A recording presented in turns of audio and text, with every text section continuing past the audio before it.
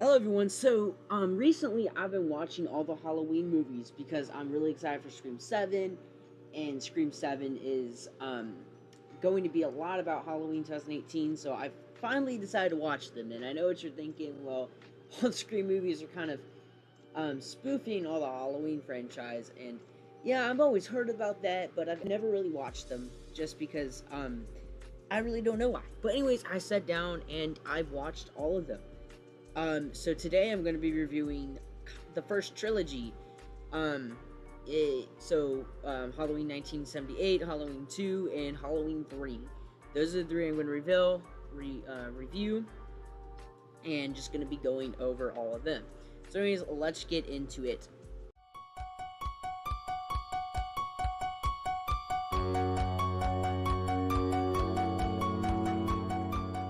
So let's talk about Halloween 1978, the movie that basically invented the slasher genre, and made babysitting way more stressful. This movie was directed by John Carpenter and written by Carpenter and Deborah Hill, and starring the young Jamie Lee Curtis. This film is the reason why you don't ignore the weird guy standing outside your window. The beginning. The movie kicks off with Halloween night, 1963, in Hannaford, Illinois. We get this super creepy first-person POV shot, which is genius, by the way, as we see through the eyes of 6-year-old Michael Myers. Little Mikey isn't out trick-or-treating like the normal kids. No, he's got bigger plans, like brutally stabbing his teenage sister, Judith, to death for no apparent reason. And the best part is, he does it while wearing a clown mask, because apparently he really wanted to traumatize people. Fast forward to the cops arriving. They pull the mask off, boom. There's little Michael, just standing there, dead-eyed, holding a bloody knife. Not exactly the family photo moment you would frame. Off to Smith's Grove he goes, where he is placed under the care of Dr. Samuel Loomis, played by Donald Pleasance, who immediately realizes this kid isn't just trouble, he's pure evil. 15 years later, jump to October 30th, 1978. Michael, now a full-grown silent killing machine, decides it's time to break out. He steals a car, which, let's be honest, how did he learn how to drive after being locked up since he was 6? And he heads to Hannaford because nostalgia, I guess. Meanwhile, Dr. Loomis is running around screaming to anyone who will listen to that Michael is about to go on a killing spree. But of course, no one believes him. Now we meet Laurie Strode. Laurie Strode is played by Jamie Lee Curtis, a high school student who is just trying to live her best life, except she keeps noticing this weird masked guy stalking her all day. But instead of freaking out like a normal person, she just shrugs it off. I mean, Laurie, if a dude in a white mask keeps popping up everywhere you go, maybe take a little bit more seriously. Anyways, Laurie's friends, Annie Brackett and Linda Van der Klock, are also out doing their thing. Also, I'm really sorry if I butcher names. I'm really bad with them. Mostly flirting, making bad decisions, and setting up to be a slasher movie victims. Meanwhile, Michael is just out here lurking, watching them from behind bushes, standing creepily near laundry lines, and generally proving that he is a boogeyman. Halloween night, the kill spree begins. Once night falls, Michael decides to get to work. Here's the kill rundown. Annie gets strangled and has her throat slit in her car, classic. Bob, Linda's boyfriend, gets pinned to the wall with a kitchen knife in one of the most iconic horror scenes ever. Linda gets strangled with a telephone cord, while Laurie unknowingly listens over the phone, making for one of the creepiest moments in the movie. Laurie versus the Shape. At this point, Laurie finally realizes something is very, very wrong when she goes to check on her friends and finds a whole house of dead bodies, which is basically Michael's idea of interior decorating. Before she can even scream, Michael comes out of the shadows, one of the best jump scares ever, and the real chase begins.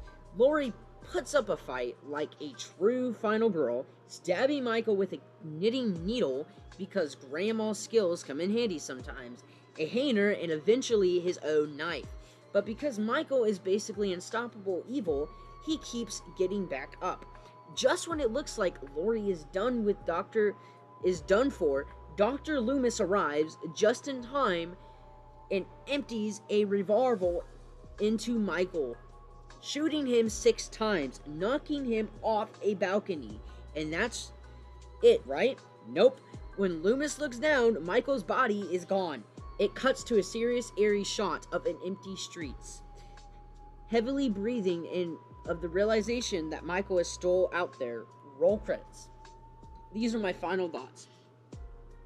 Halloween 1978 is a masterpiece of suspense. Unlike later slashers that went heavy on the gore, this one builds pure terror through atmosphere, music, and Michael's relentless presence. Carpenter's iconic score alone is enough to make you uneasy. Michael Myers isn't just a killer. He's the boogeyman, the abundant of evil.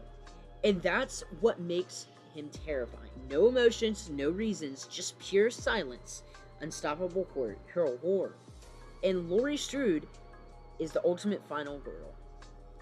Also, shout out to Dr. Loomis, who spends his whole movie running around yelling he's evil, and is somehow still ignored.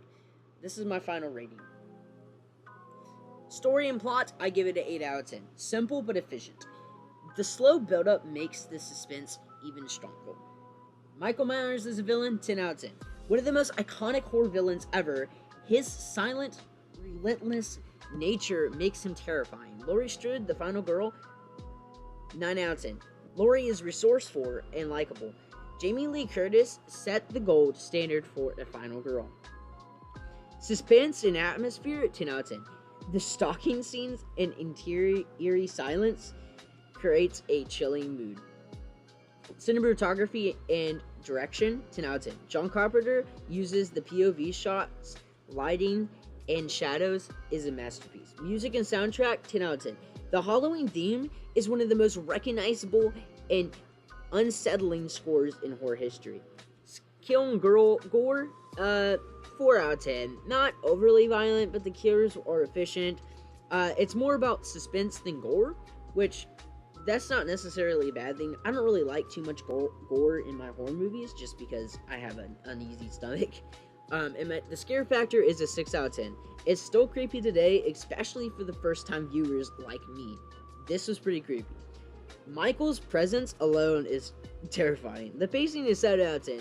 A slow burn that builds up tension, well, but some might find it a little slow, but I found it pretty cool. Legacy and influence, 10 out of 10.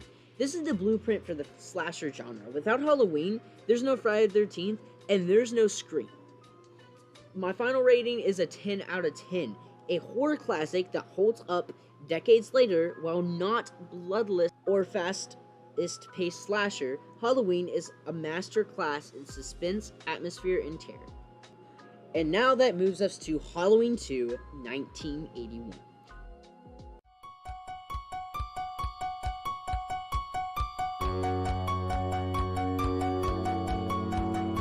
Halloween 2, 1981. The perfect follow-up to Halloween 1978.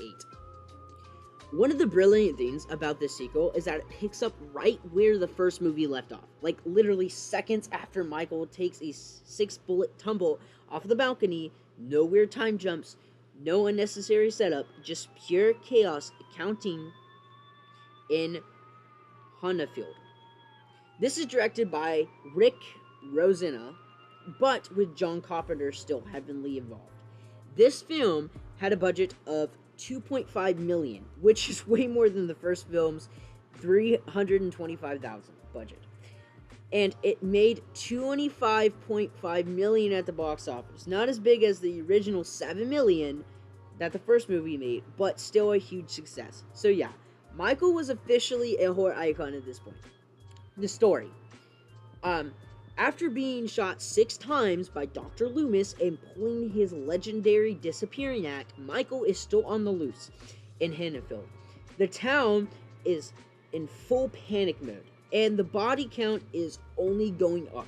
Meanwhile, Laurie Strode, played by Jamie Lee Curtis, is rushed to the Hannaford Memorial Hospital, thinking she's safe. Spoiler alert, she is not.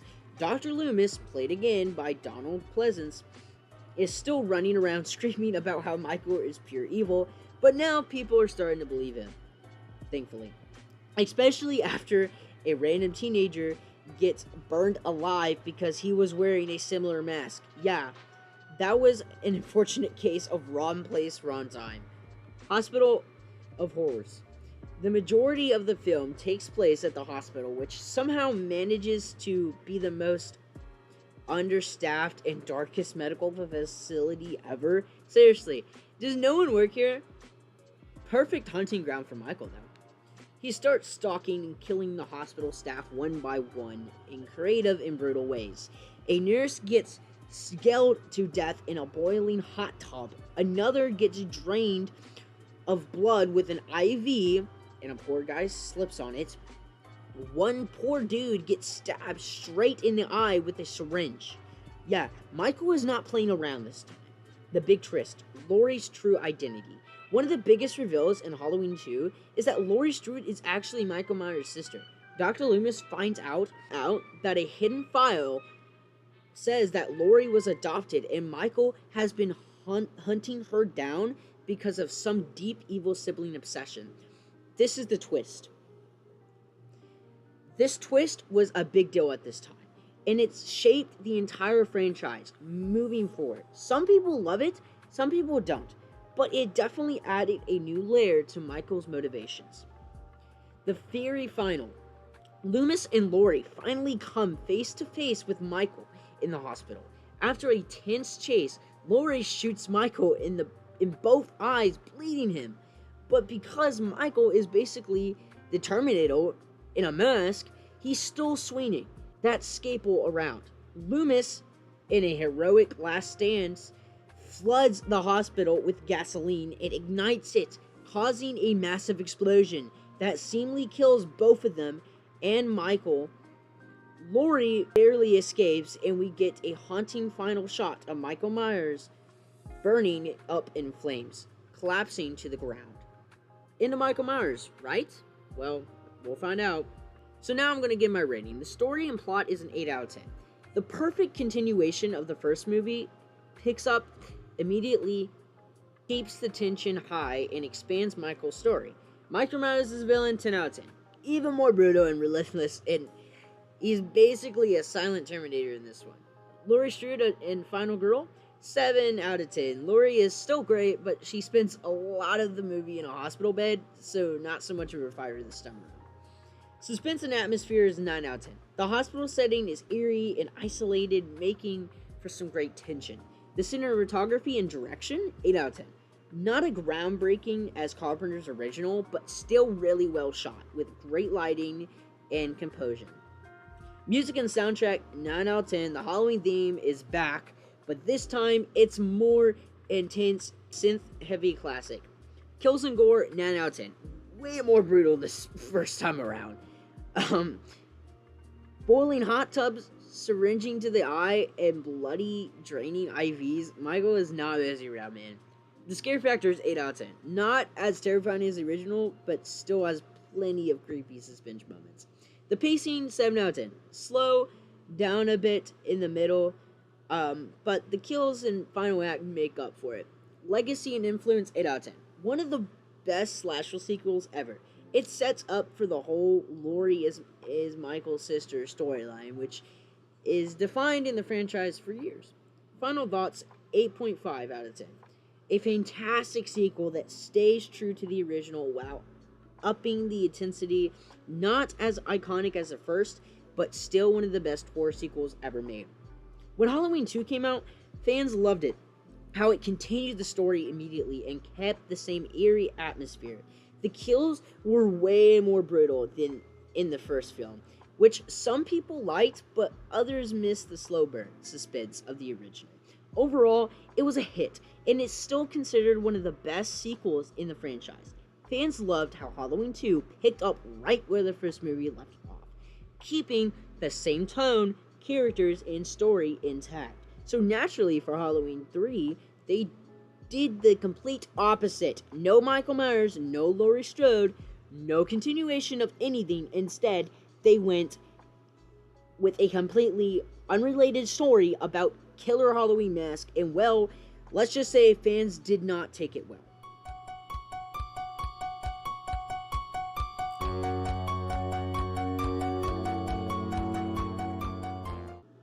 So, let's talk about Halloween 3 Season of the Witch, 1982.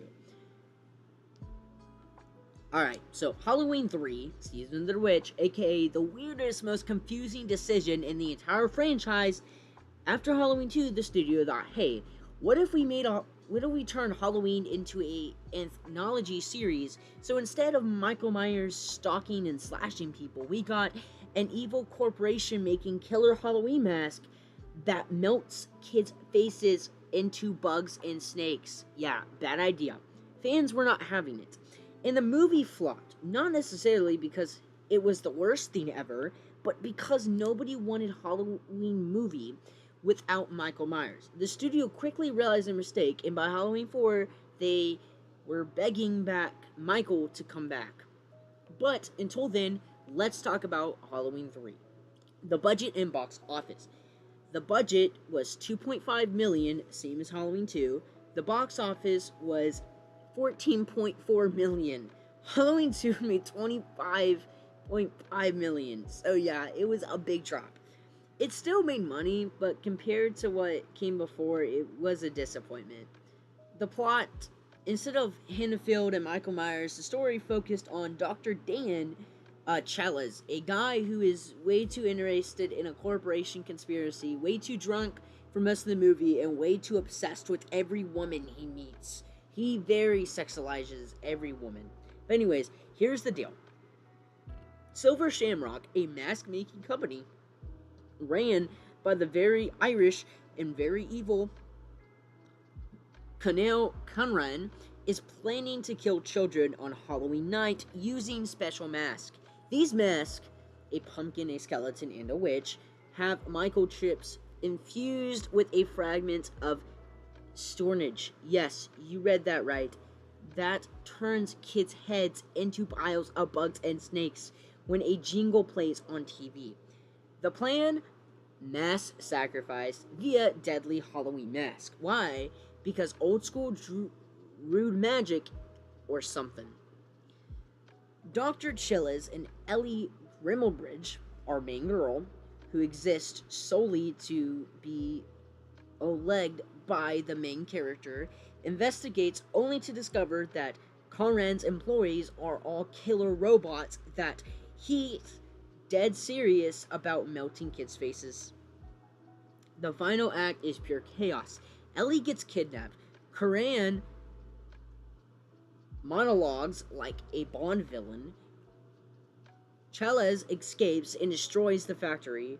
Coran gets zapped into oblivion by magic energy something.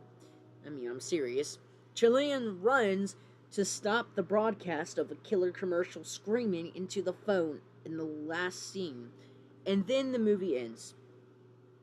Yep. The good, yes, there's some good. The score, John Carpenter and Alan Howarth's heavy soundtrack is actually pretty good. The concept, it's okay. It's just, it shouldn't have been for this franchise, and it could have gone down a lot better. The gore, over the top, but memorable. Tom Atkins being Tom Atkins, the man is a legend. Even if his character is overly drinking and very sexual to women. The cinematography, the movie actually looks really good. It has some great lighting, moody shots, and the signature Carpenter style visuals feel awesome. The bad, basically everything. No Michael Myers, the plot is nonsense. Dr. Chillers is just lady obsessed mess. The death scenes are bad because they're just trying to get really gory that it's almost funny, and they're goofy. Robots, why does he even have an army of robots and killer androids? Ellie turns into a cyborg. I forgot to mention that. For no reason. At the end, everything, Ellie suddenly becomes a killer robot, but there's zero explanation for when and how Conrad turned her into one. She literally just attacks Chella's in the car out of nowhere. The rating, 3 out of 10 with the plot. It's terrible. The villain, 5 out of 10. Main character, 3 out of 10. Dr. Dan is just drunk, womanizing mess who somehow stumbles his way into the plot. Suspense and atmosphere, 6 out of 10. Some parts of the movie are eerie, especially the Silver Shamrock commercial in the factory setting, but it never reaches Halloween level suspense. Cinematography and direction, 6 out of 10. The movie looks good. It's not Carpenter, but it's competently shot. The soundtrack, 8 out of 10. This is the highest rating you're gonna see on here. The Halloween 3 theme and the synth-heavy score are genuinely great. If this movie gave us anything good, it's the music. Kill and gore, 6 out of 10. The effects are over the top, but most of the deaths are either silly or make no sense. Scare factor, like 4 out of 10. There are some creepy ideas, but it's not scary in the way Halloween or even Halloween 2 was. Pacing, 5 out of 10. It drags at times, and the second half is just Dan Chella's running around falling. The legacy and influence. Now, I would probably give this like a 6 out of 10, because it was hated on, and just because it's hated on does not mean it's legacy. The influence is like 3 out of 10, but the legacy is like 6, because this is a cult classic, and I mean, it really paved horror movies into not making these mistakes. The final rating is like a 4 out of 10. As a Halloween movie, 1 out of 10. Not a Halloween movie without Michael. As a standalone horror movie, a 3 out of 10. Kind of works as a weird sci-fi horror story, but it's still bizarre. The final verdict, this movie was a mistake. Cool ideas, but wrong franchise. Fans rejected it hard, and that's why Michael Myers made his big return in Halloween 4. But hey, at least he gave us the little silver shamrock jingle, which will haunt your brain forever. 8 more days till Halloween, Halloween, Halloween.